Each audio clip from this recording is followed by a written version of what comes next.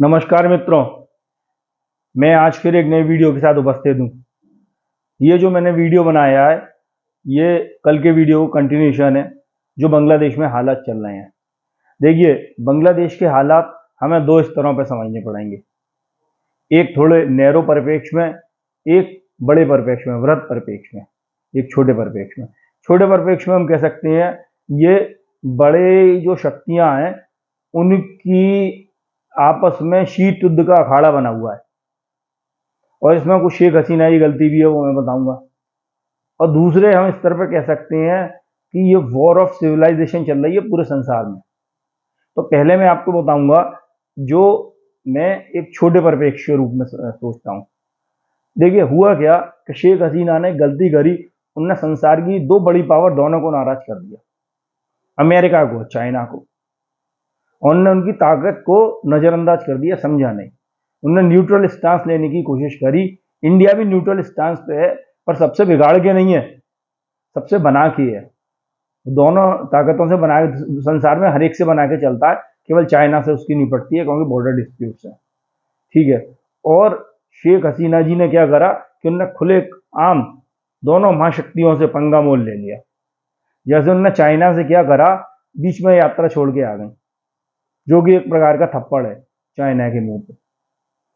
और अमेरिका के लिए उन्होंने कहा कि एक बहुत बड़ी शक्ति यहाँ पे क्रिश्चियन देश बनाना चाहती है, बांग्लादेश को, म्यांमार को, लाओस, कंबोडिया, जो भी कुछ जो उनके दिमाग में था, तोड़ के एक देश। तो महाशक्ति क्रिश्चियन देश सीधे अमेरिका की तरफ था। चाइना तो बनाएगा नहीं क्योंकि वो बौद्ध है। ठीक है। तो ये उनने अमेरिका के लिए बोल दिया।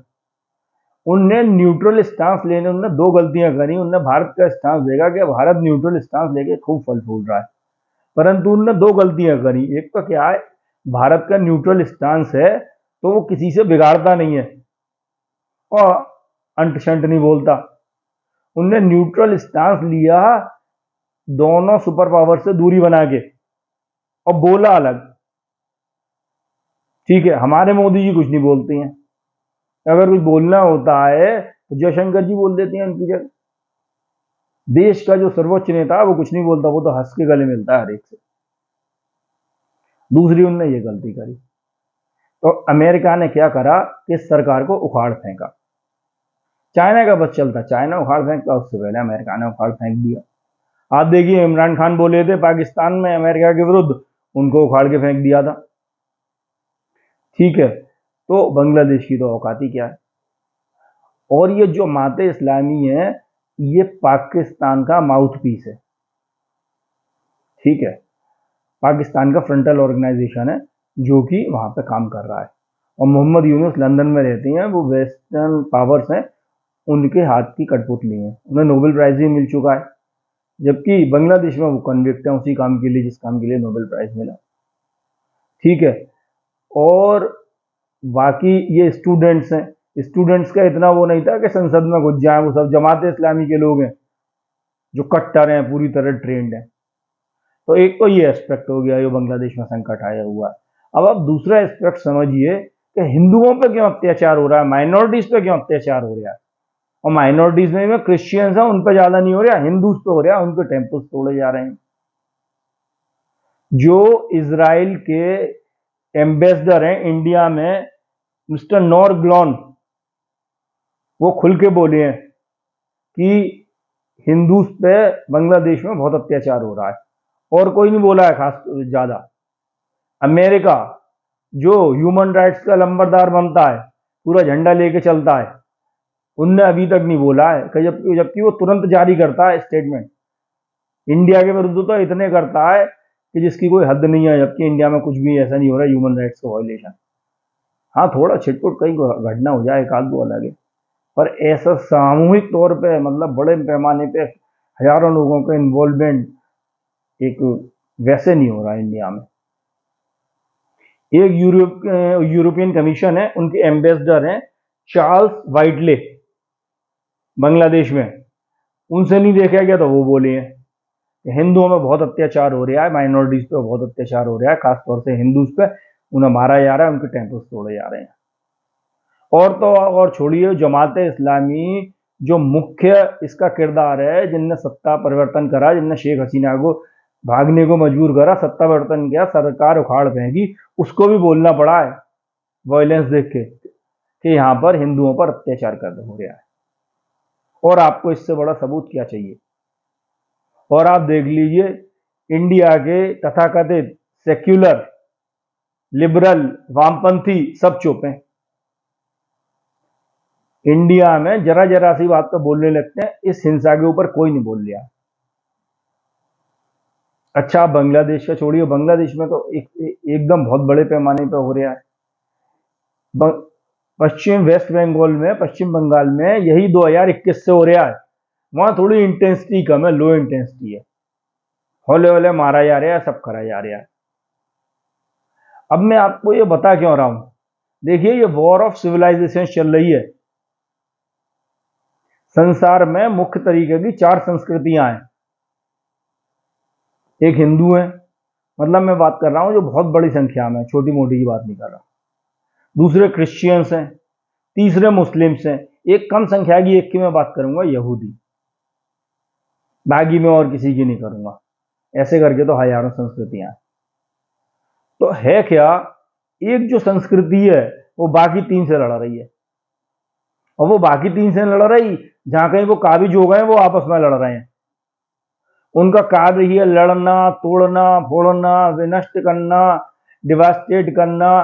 कहीं कोई उनने कंस्ट्रक्टिव काम करा ही नहीं है,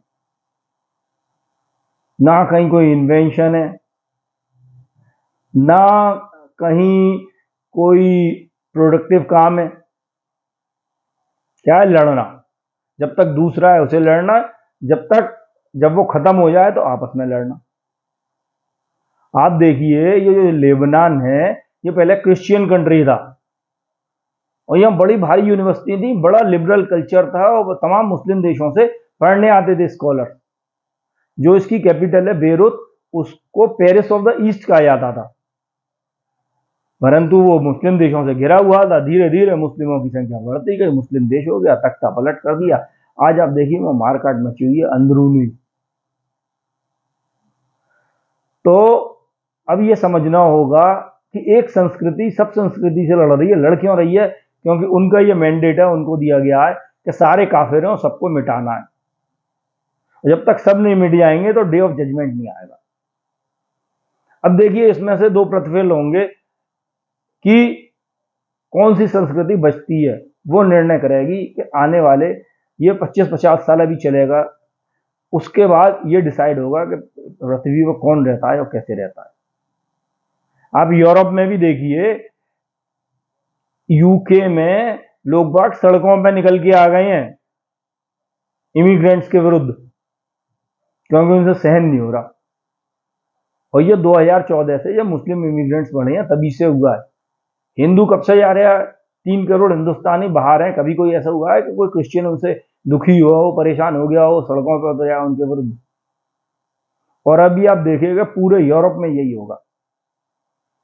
फार राइट विंग का उदय हो रहा है, नेशनलिज्म की भावना जाग रही है।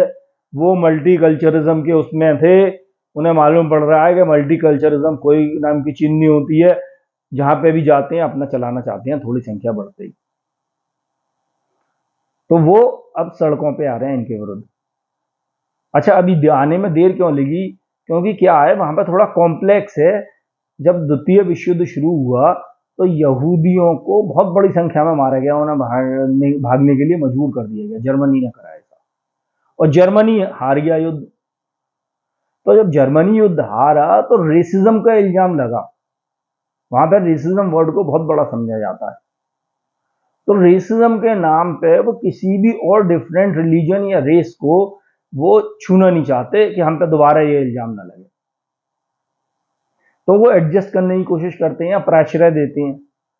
पर अब उन्होंने देखा कि एडजस्ट करना, प्राश्रय देना सब बेकार है। तो अभी आप देखिएगा यूरोप में बहुत बड़ा सैलाब आएगा। जो यूके में हो रहा है वो पूरे यूरोप में होगा। अच्छा, इजराइल लड़ ही रहा है अपनी एग्जिस्टेंस के लिए। मैं ये नहीं कह रहा कि उन्होंने बहुत बड़ा कत्लेआम कर रखा है फिलिस्तीन में, वो अच्छी चीज है। पर युद्ध शुरू कहां से हुआ? शुरू हुआ इजराइल पे हमले के ऊपर से। और दोनों अपने अपने युद्ध लड़ रहे हैं। अमेरिका अभी इसलिए नहीं उसमें पड़ा है क्योंकि अमेरिका में उतनी संख्या में ये प्रॉब्लम हुई नहीं है कि उतनी बड़ी संख्या में ये वहां पर मुस्लिम इस्लाम को मानने वाले पहुंचे हैं। तो मित्रों, मेरे कहने का यह मतलब है कि आपको भी अपने लिए खुद लड़ना पड़ेगा, कोई और नहीं आएगा आपके लिए लड़ने। ठीक है, जब इजराइल 80 लाख होते हुए अब सबसे लड़ रहा है, कोई कुछ नहीं कर पा रहा, क्योंकि हम 100 करोड़ हिंदूज नहीं लड़ सकते अपनी एग्जिस्टेंस के लिए। कोई भागने को दूसरा देश नहीं है। परंतु क्या है, हिंदूज का सब में बड़ा दुश्मन कोई और नहीं है, और कोई सिविलाइजेशन नहीं है, और कोई संस्कृति नहीं है, हिंदू है। अभी भी इसको लीपने पोतने वाले बांग्लादेश में जो हिंदुओं पे अत्याचार हो रहे हैं, तमाम हिंदू मिल जाएंगे। उनमें तमाम ये वामपंथी होंगे, सीडो लिबरल होंगे, सीडो सेक्युलर होंगे। कोई बोल लिया है? अखिलेश यादव बोल रहे हैं, ममता बनर्जी बोल रही हैं, केजरीवाल बोल रहे हैं, राहुल गांधी की तो बात ही छोड़ दी है। जो हिंदुओं पर अत्याचार हो रहा है और भारत में भी हो रहा है, कम पैमाने पर हो रहा है, परंतु वो लंबे समय से हो रहा है। जिनने 1947 नहीं देखा हो, विभाजन ना देखा हो, 1990 ना देखा हो कश्मीर, वो अब जी देख ले बांग्लादेश कैसे कैसे वीडियोज आ रहे हैं। तो मित्रों, एकत्रित होना पड़ेगा, जात पात से ऊपर उठना पड़ेगा। इंडिया में कभी जात पात थी नहीं, इसके लिए मैं वीडियो अलग से बनाऊंगा, अंग्रेजों की बनाई हुई है। और नहीं तो जब वॉर ऑफ सिविलाइजेशन जो चल रही है ये होगी, तो उसमें बिना जात पात पूछे काटे जाओगे, हर कोई काटा जाएगा। और ऐसा भी हो सकता है कि वो लोग न जीते, यहूदी और क्रिश्चियन इसमें अपर हैंड ले लें, परंतु आप मैं बता दूं, हम लोग नहीं संभले तो हिंदू नहीं बचेगा। अपनी लड़ाई खुद लड़नी पड़ेगी, और उसमें दो ही चीज चाहिए, संगठित होइए और शक्तिशाली बनिए, पॉपुलेशन बढ़ाइए। क्योंकि क्या होता है, डेमोग्राफिक्स इज डेस्टिनी, जैसे मैंने आपको लेबनान का बताया। तो संख्या बढ़ाइए, डेमोग्राफिक्स मत बिगड़ने दीजिए, शक्तिशाली होइए, देखिए समस्याओं का हल निकलेगा। जब 80 लाख अपने एग्जिस्टेंस के लिए लड़ सकती हैं, तो हम 80 करोड़ नहीं लड़ सकते, हम तो 80 करोड़ से ज्यादा हैं। इसी के साथ मैं मित्रों अपनी वाणी को विराम देता हूं। मेरा कोई ये कहने का नहीं है किसी पर आक्रमण करिए, किसी को आप अपनी तरफ से लड़िए, पर आप पे बात आए आप डिफेंस के लिए तैयार रहिए। इसी के साथ मैं अपनी वाणी को विराम देता हूं। अगर मेरा वीडियो अच्छा लगा हो तो इसको लाइक करिए, सब्सक्राइब करिए, शेयर करिए। नमस्कार मित्रों।